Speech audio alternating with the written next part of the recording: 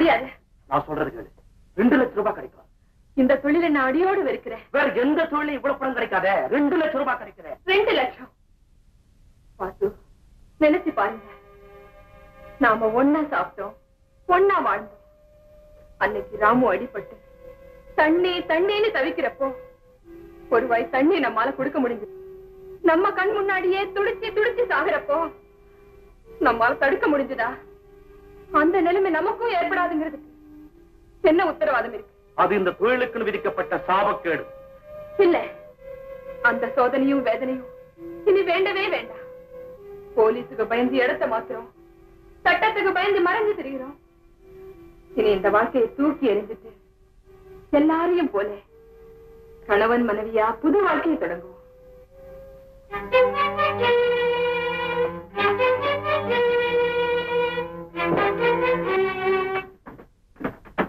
வாசு, எப்ப கல்யாண சாப்பாடு போட போற? என்ன சொல்ற? நிச்சயம் நீ கல்யாணம் செய்யறதுக்குத்தான் வேணும். எத்தனை நாளைக்கு தான் பிரம்மச்சாரியாவே வாழ்றது? நீ சொல்றத பார்த்தா உஷா என்ன கல்யாணம் பண்ண துடிக்கிறத நீயும் ஆதரிக்கிறேன்னு இல்ல தோணுது.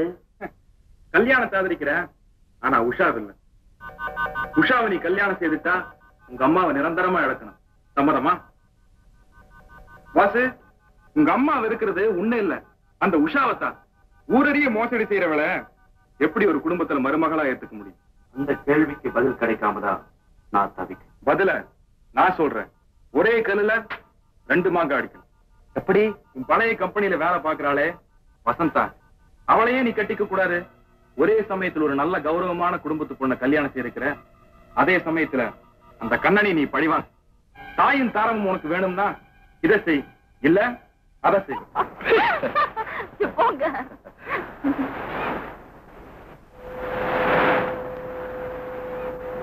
ஒரு கேள்வி கேட்கறதுக்கு எனக்குன்னு யாருமே இல்லை. என்ன அவங்க அங்கேயே நின்னுட்டாங்க? ஓ சாரி. வசந்தா வா. வசந்தா, இவங்கதான் Usha. You are a lucky girl.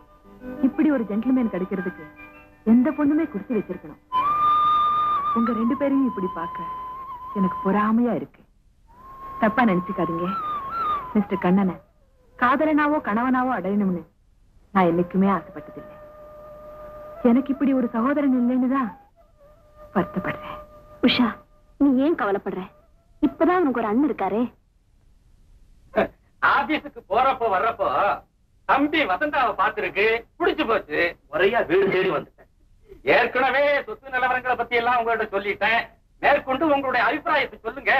தம்பியோட பூர்வீகம் எல்லாம் எப்படி? இந்த காலத்துல எப்படி வாழ்ந்தாங்கிறது எனக்கு தெரியாது. இப்ப நான் எப்படி இருக்கேங்கிறதா நீங்க தெரிஞ்சுக்கணும். அப்பா சின்ன வயசுலயே காலமாயிட்டாரு.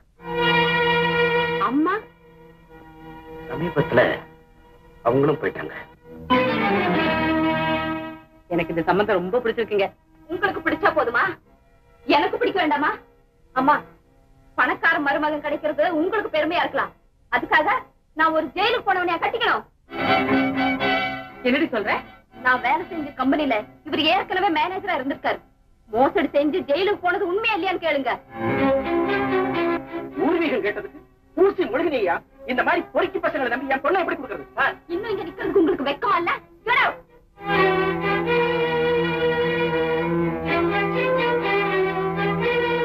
அம்மா, நீங்க மாப்பிளை பார்த்த லட்சணம் ரொம்ப நல்லா இருக்கு. என்ன பண்ண சொல்ற? இந்த மாதிரி ஒரு பிள்ளைய பெற்றதுக்கு பேசாம அவனை பெத்தவ மலடியாவே இருந்திருக்கலாம்.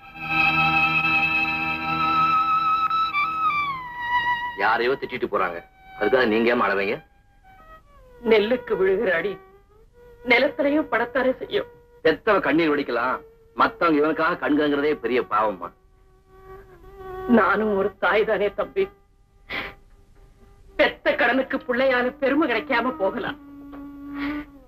அவனால அவமானத்துக்கு ஆளாயிட்டாளேன்னு அவ பிரிய நினைச்சு நொந்துக்க.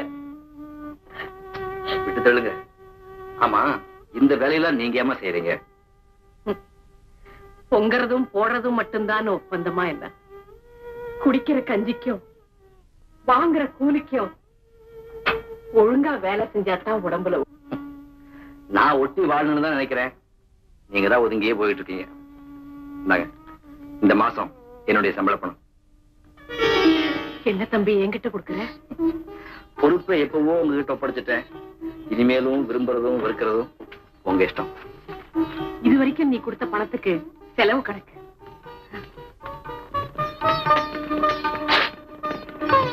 பார்க்காமலே கிழிச்சு போட்டுட்டா எப்படி? அம்மா கிட்ட உள்ள கணக்கு பார்க்க கூடாது. ராஜு, விஷயம் என்னன்னு சொல்லுங்க. சொன்னா உடனே வாசு போய் நீ கேட்ப. அதனால உங்களுக்குள்ள வீண் மனசாமே ஏற்படும். நான் அவரை கேட்க மாட்டேன், நீங்க சொல்லலாம். அவன் விரும்புறது வசந்தா. நிஜமாவா?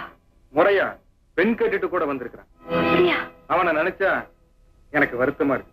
ராஜு, பக்கத்துல பலாப்பழத்தை வச்சுட்டு இலாக்காய்க்காக அலைகிறான். எவ்வளவு பெரிய மோசம்.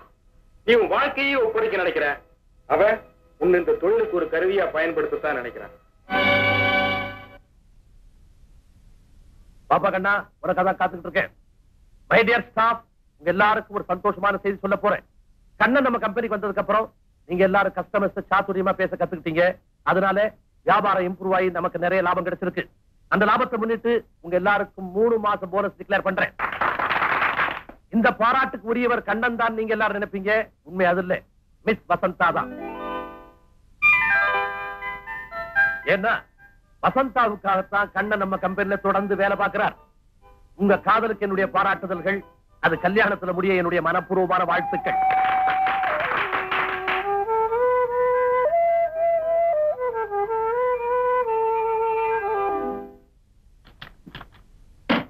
ஒரு நாள் லீவ் வேணும். பர்ச்சேசிங் போறதுக்கு லீவா? அதெல்லாம் முடியாது சார். நானும் கூட வரேன். நீங்களுமா? ஆபீஸ் முடியட்டும், 2 பேரும் போவோம். உனக்கு ஒரு அருமையான பொங்கல் பரிசு வாங்கி தரேன். எனக்கு ஒண்ணு வேண்டாம், அம்மாவுக்கு வாங்கி கொடுங்க. அம்மாவுக்கு கிணத்து வாங்கி. என்னது? நானும் பாத்துக்கிட்டு தான் இருக்கேன். வந்த நாள்ல இருந்து 2 புடவை மாத்தி மாத்தி கட்டிட்டு இருக்காங்க. நல்ல வேலை ஞாபகப்படுத்தின. அவங்களுக்கு 1 டஜன் சேலை, உனக்கு ஒரு செயின். ப்ளீஸ். என்னங்க நீங்க? உங்களுக்கு உலக விவகாரமே தெரியல. எனக்கா தெரியல? பிஏல ஹிஸ்டரி மெயினாக்கும். படிச்ச மட்டும் போதுமா? புதுசா ஒரு சங்கிலி என் கழுத்துல பார்த்தா எங்க அப்பா அம்மா என்ன நினைப்பாங்க? யோசிக்க வேண்டிய விஷயம் தான். சீக்கிரமா யோசிச்சு எங்க அப்பா கிட்ட சொல்லுங்க. சங்கிலி பத்தியா? நம்ம கல்யாணத்தை பத்தி. அம்மா, அம்மா, நான் என்ன வாங்கிட்டு வந்திருக்கேன்னு சொல்லுங்க பாப்போம். கற்பனை செய்யற அளவுக்கு எனக்கு ஞானம் இல்ல, நீயே சொல்லிடப்பா. இறங்கி நில்லுங்க சொல்றேன். எதுக்கு? நில்லுங்க சொல்றேன். எதுக்குன்னு சொன்னா தானே? நீங்க நின்னாதான் சொல்லுவேன். கண்ண முடிங்க. நான் சொல்ற வரைக்கும் கண்ணை தரக்கூடாது.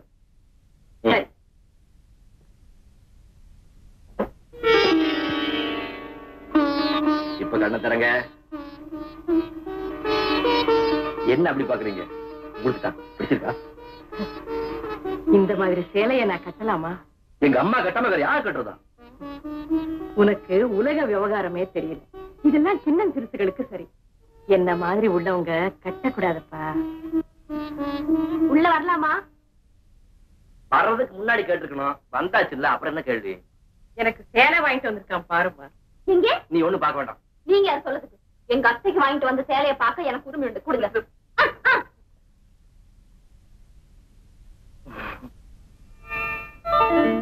அத்தைக்கு வாங்கிட்டு வர்ற சேலையா இது? எனக்காகத்தான் கடைக்கு போயிருக்கான். ஆனா சேலை வாங்கையில உன்னை நினைச்சுக்கிட்டு எடுத்துட்டான். போங்க. ஆமா, நான் இப்பவே கொண்டு போய் மாத்தி வந்துடுறேன் கூட. இருங்க, நீங்க சேலை வாங்கிட்டு வந்த லட்சணத்தை எங்க அம்மா கிட்டையும் காட்டிட்டு வரேன்.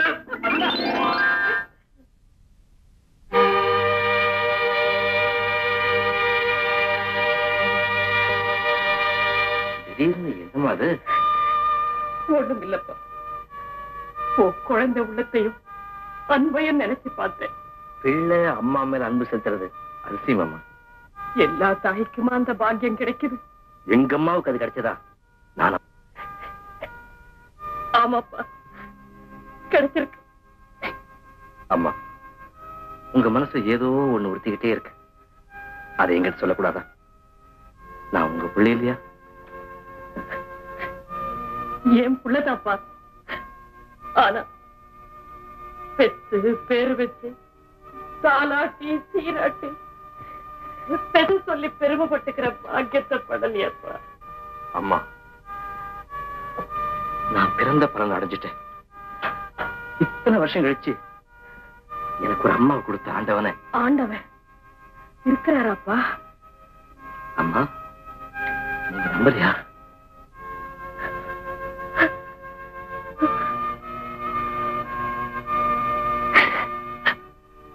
இப்ப நம்புறப்போ அதனாலதான் இந்த வயசுல நீ எனக்கு மகனா கிடைச்சிருக்கிற.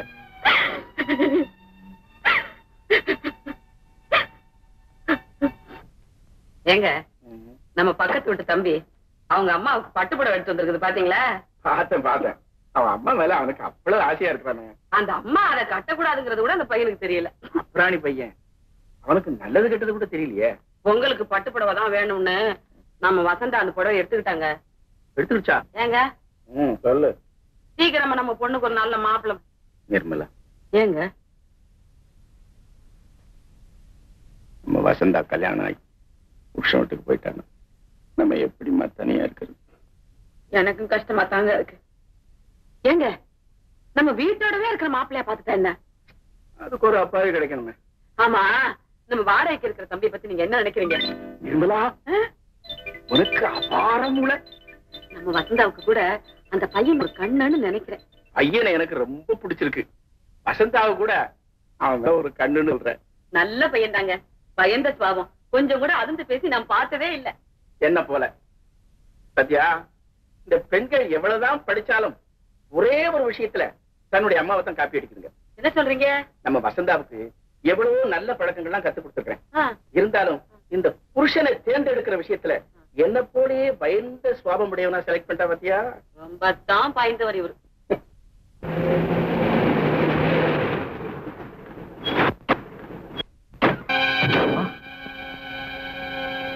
அம்மாவா? யாரப்பா நீ? நீங்க போனதுல இருந்து உங்களை தேடாத இடமே இல்ல. நீ எதுக்காக என்ன தேடணும்?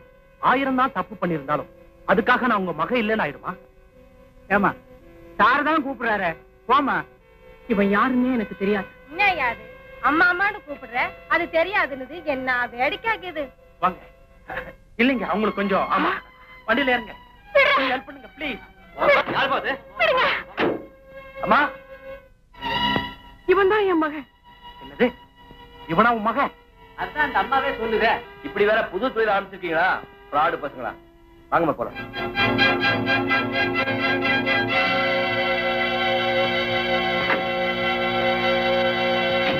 ஏம்மா, திடீர்னு உங்களை அம்மா கூப்பிட்ட உடனே பயந்துட்டீங்கல்ல?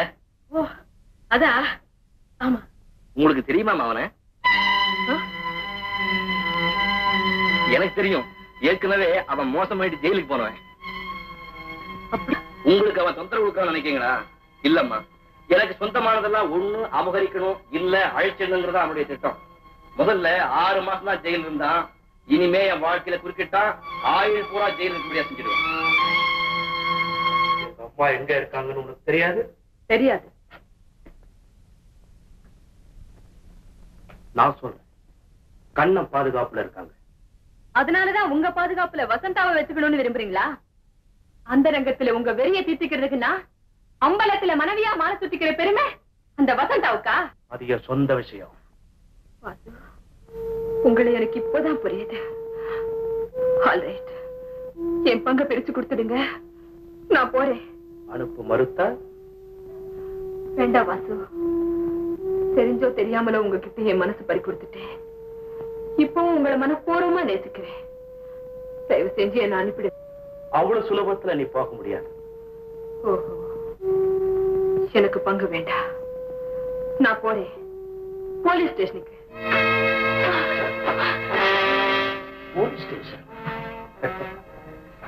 சரி உஷா, இனிமே நீ என் பார்ட்னர் இல்ல, என்னோட கைது.